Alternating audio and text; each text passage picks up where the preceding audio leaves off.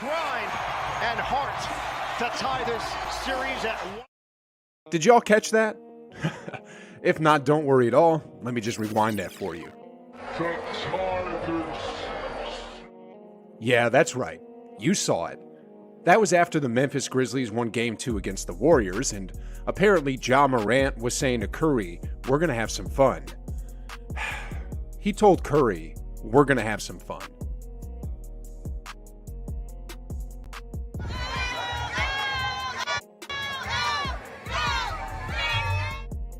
Ladies and gentlemen, the Warriors may have just won the 2022 NBA championship, but along the way, some serious shenanigans happened, and today, let's travel back in time a bit and collect some of these receipts.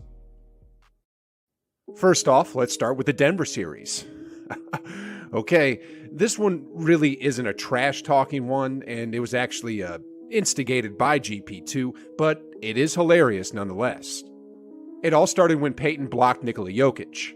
It was a pretty sweet block, to be honest, but as Jokic was walking to the bench, Peyton gave him a little tap on the behind, and clearly the MVP wasn't too happy about it. Steph Curry at this point in time probably had flashes of this. And Jokic, oh no! Sheesh, guys. Did y'all know that Markieff was out for several months because of that? I mean, look. After taking that whiplash and the L from the Nuggets back in November, he didn't play much again until March. I guess the lesson to learn from that is don't cheap shot a guy and then turn your back on him. But in any case, Curry probably realized in his head at that particular moment, we can't let that happen to GP2, and he wisely intervened. Phew. Anyways, Denver is a really classy organization and did nothing but play basketball. I got nothing but respect for them and the back-to-back MVP. Memphis, on the other hand? Sheesh, guys. Where do I even begin? Okay, I think I'm going to start out with that Draymond Green flagrant foul first. Y'all remember that one, right? It was a light hit. It was nothing. I mean, Brandon Clark said in the interview after the game that he didn't even know it was a hard hit until he saw the replay. But somehow it was a flagrant 2, which I think is a bit soft, but hey, a call is a call, and I'm not complaining about that, but what I found funny was what happened afterwards. So Clark, after the game, had this to say. He's been known for flagrant fouls in his career. I've watched him on TV my whole life, it feels like, so I wasn't really shocked, but... He was pretty much calling Draymond a dirty player. But then, just the very next game, Dillon Brooks almost ended GP2's career with a foul, and then not too long later, Draymond received an elbow to the face by Tillman and required stitches. Then afterwards, this is what the Grizzlies head coach had to say. To play more physical, obviously dirty's been thrown out there, but I look at my locker room, I look at our culture and what we exude, we're the furthest thing from dirty.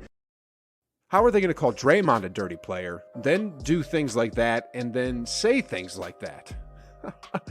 My goodness.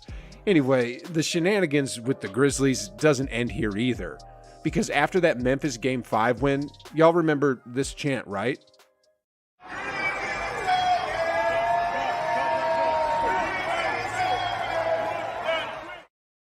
To be honest, this reminded me of when Patrick Beverley and the Timberwolves won that play-in game against the Clippers. But anyway, just 2 days after that chant, Memphis was eliminated from the 2022 NBA playoffs and everyone went packing home. But it didn't stop there either.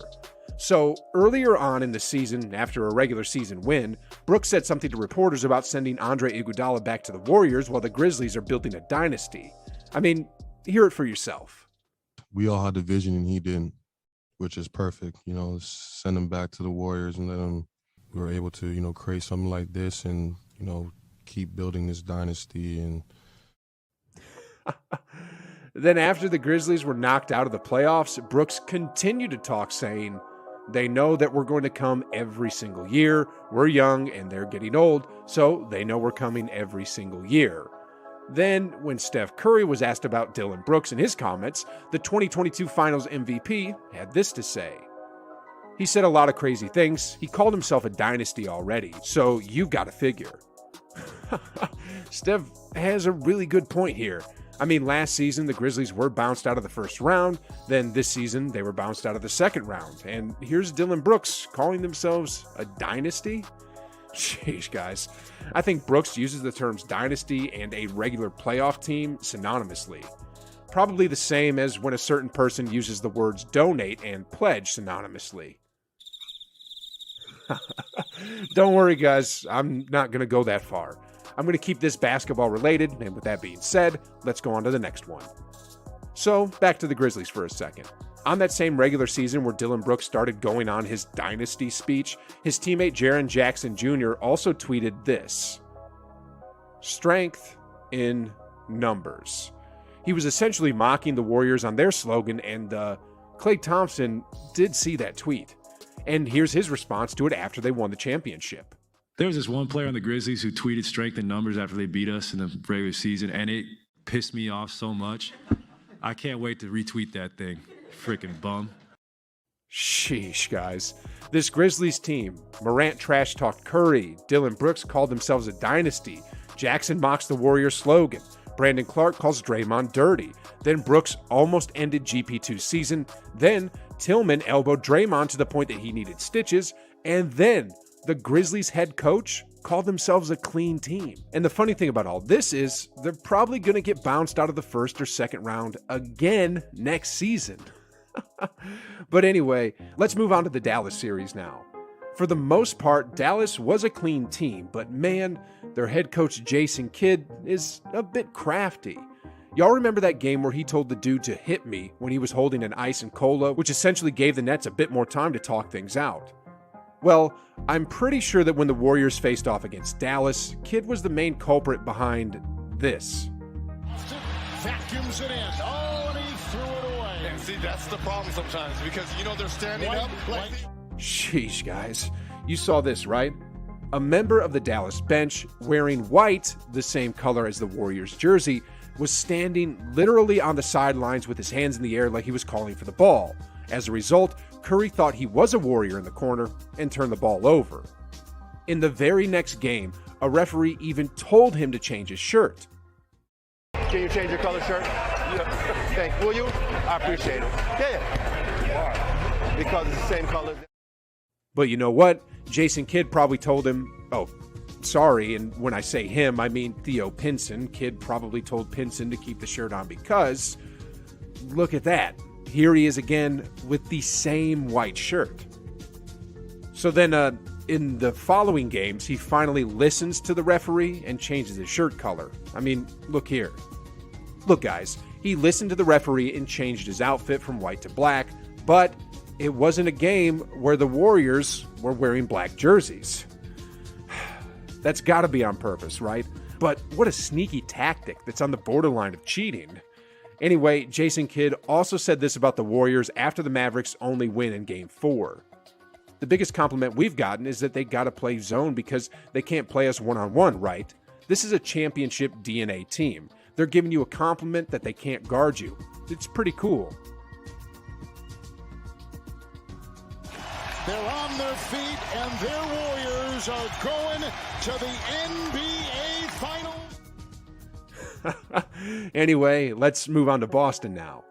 The first thing I got to say about Boston is, dang, these people love to sit on Steph Curry's ankles. I mean, first Marcus Smart back in the regular season, and then Al Horford back in Game 3.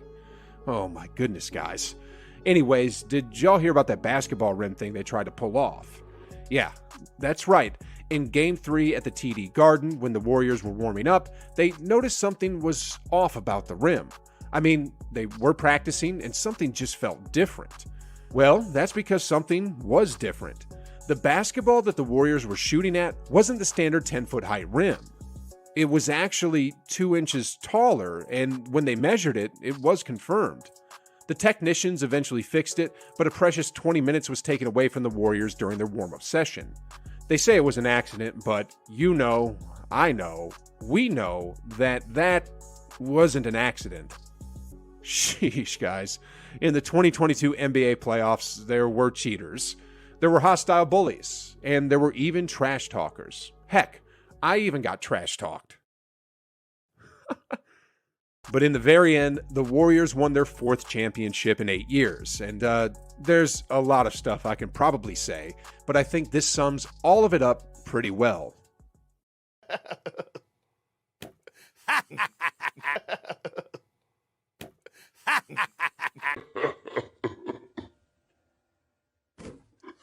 Ha!